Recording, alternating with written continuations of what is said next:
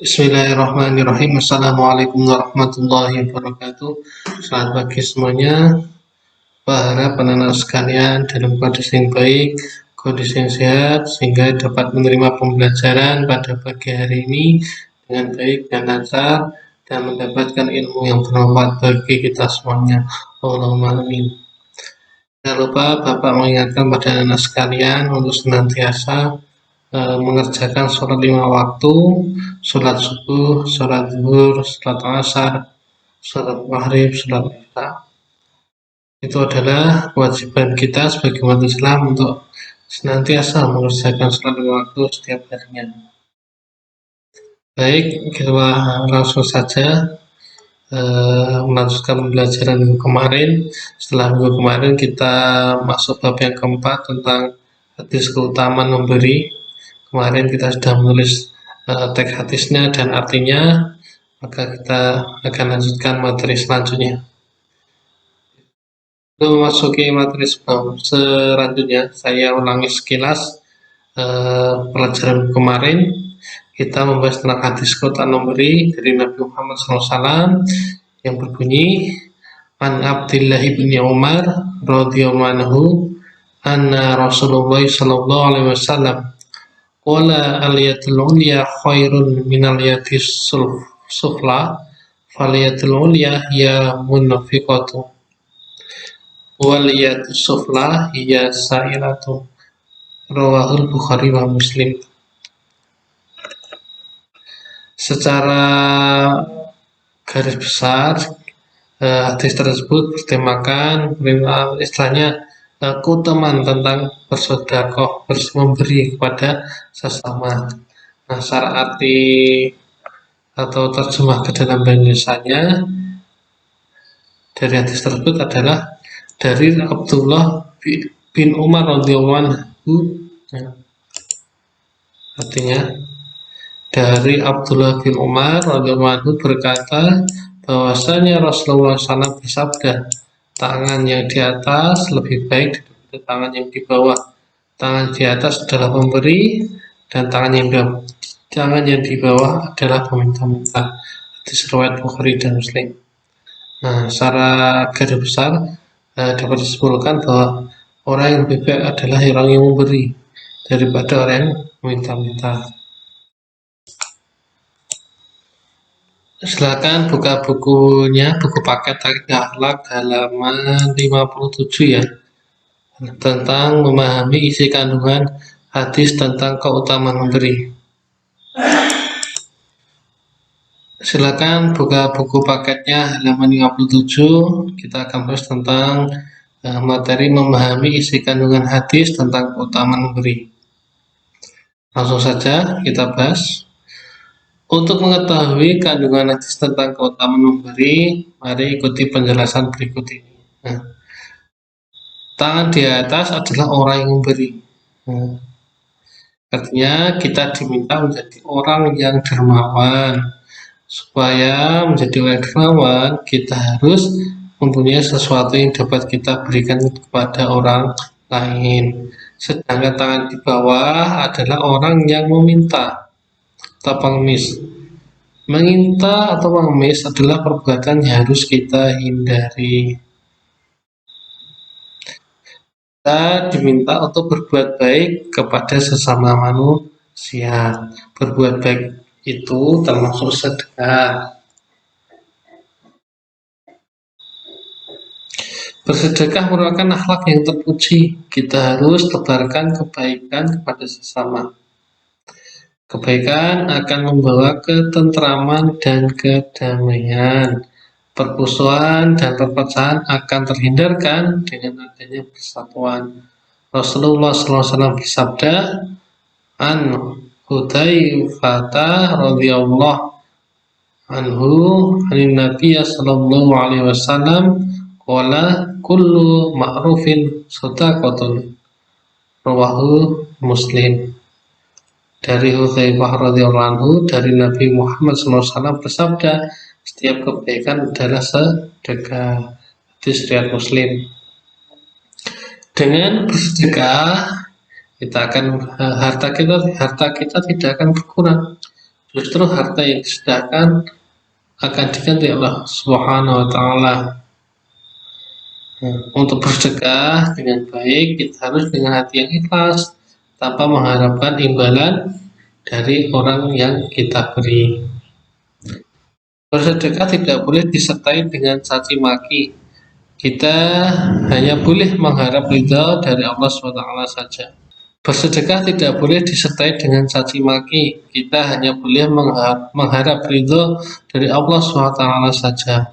Firman Allah dalam surat Saba ayat 39, Qul inna rabbi yabsutu rizqa liman yasha'u min ibadihi wa yaqdiru lah wa ma anfaqtum min syai'in fahuwa yuhlifu wa huwa khairur raziqin. Artinya, katakanlah, sungguh Tuhanku melapangkan rezeki dan membatasinya.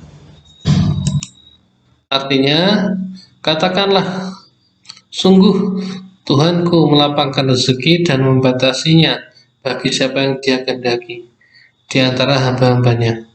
Dan apa saja yang kamu infakkan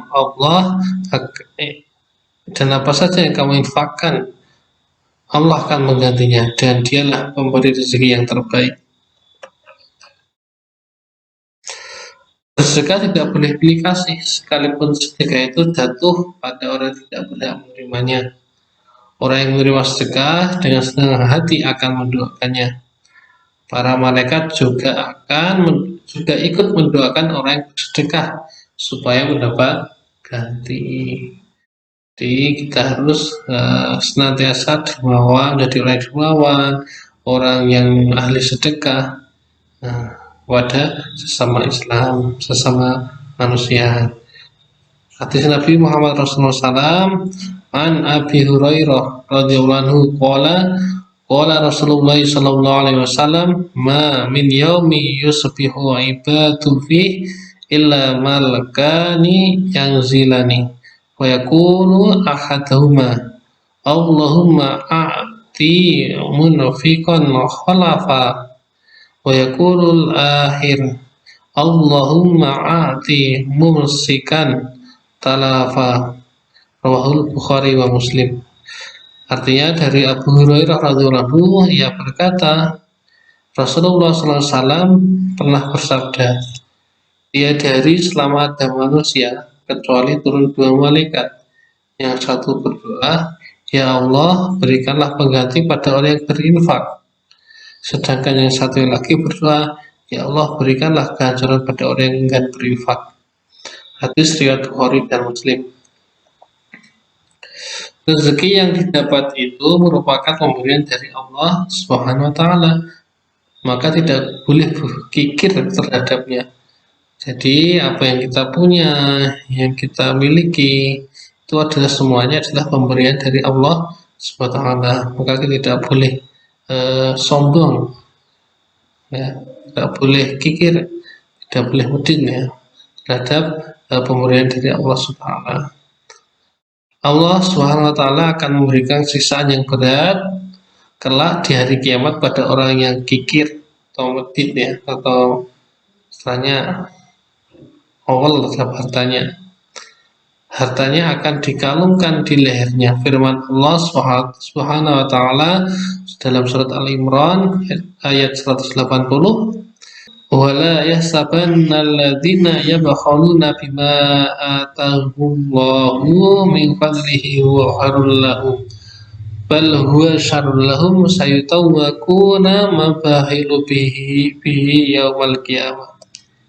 Artinya, sekali-kali janganlah orang-orang yang bakil dengan harta yang Allah berikan kepada mereka dari karunia-Nya, menyangka bahwa kebakilan itu baik bagi mereka. Sebenarnya kebakilan itu adalah buruk bagi mereka.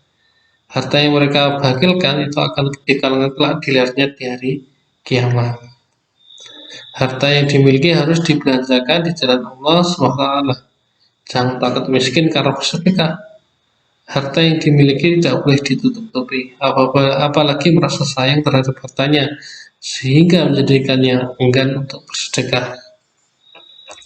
Orang dermawan dicintai oleh Allah, Rasulullah, dan masyarakat. Bersedekah harus ikhlas tanpa mengharapkan imbalan dari siapapun. Sabda Nabi, innallaha jawadun yuhibbul jawada wa yuhibbu makarimal akhlaq wa yukrihu safsafaha. Sesungguhnya Allah Subhanahu wa taala itu Maha Pemurah, mencintai orang yang memiliki sifat pemurah dan mencintai budi-budi yang bagus.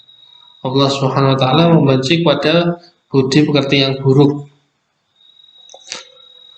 Allah SWT menganjurkan untuk bersedekah terhadap harta yang disayangi. Ini sebagai bukti bahwa harta yang dimiliki itu juga merupakan ujian. Menyediakan harta yang disayangi itu sangat berat.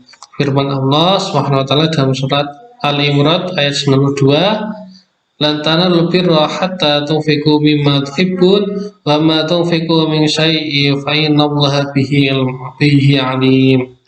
Firman Allah SWT dalam surat Ali Imran ayat 92, lan tanalul birra hatta tunfiqu mimma tuhibbun wa ma tunfiqu min syai'in fa innallaha bihi alim.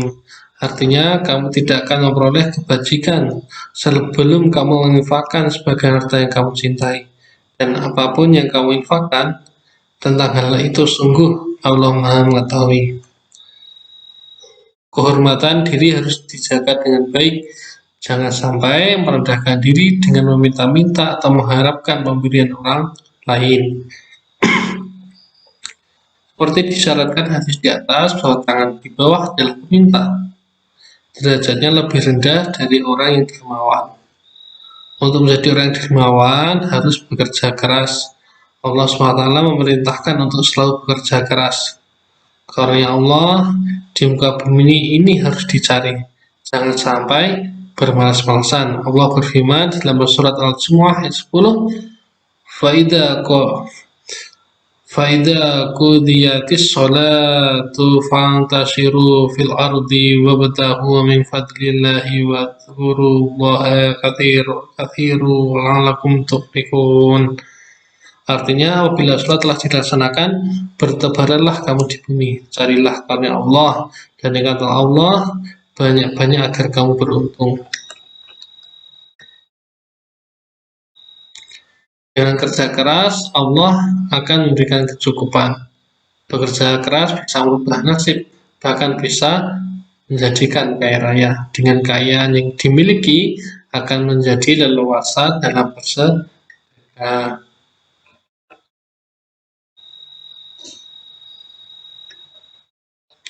Hadis Nabi, wa'an Abi Abdillah Zubairi an Abi Abdillah Az-Zubair bin Al-Awwam radhiyallahu anhu qala Rasulullah sallallahu alaihi wasallam la an ya'khudha ahadukum ahbulahu thumma ya'tiyal jabala fayatiya bi khuzmatin min khatabin ala dhuhrihi fayabi'aha fayakuffallah biha wajhahu khairun lahu min an yas'alan nasa atauhu aw man'u. Rawahu Bukhari. Artinya dari Abdullah Az-Zubair bin Awam radhiyallahu anhu berkata, Rasulullah SAW bersabda, sungguh sekiranya salah seorang di antara kamu sekalian mengambil beberapa tas tali, kemudian pergi ke gunung dan kembali dengan menggeleskan kayu bakar dan menjualnya, di mana dengan hasil itu Allah mencukupkan kebutuhan hidupnya, maka itu lebih baik baginya daripada ia meminta-minta kepada sama manusia, baik mereka memberi atau tidak memberinya. Hadis di atas memberi syarat untuk bekerja keras dan menghindari perbuatan meminta-minta. Jangan sampai bermalas-malasan. Harta harus dicari dengan sungguh-sungguh. Kita harus mempunyai pekerjaan tetap, walaupun hanya sebatas pencari kayu bakar. Umat Islam harus bekerja keras agar tidak tertinggal dengan umat yang lain. Baik, untuk pembelajaran pagi hari ini cukup sekian ya. Untuk tugas hari ini silahkan menulis menulis istilahnya kandungan hadis ini ya, hadis keutamaan memberi, silakan ditulis halaman 63 bagian rangkuman, silakan ditulis di buku tulis kalian masing-masing. Setelah selesai, silakan kirimkan lewat WA atau bisa diupload lewat e-learning. Mungkin saya coba sekian pelajaran hari ini, kita akhiri. Assalamualaikum warahmatullahi wabarakatuh.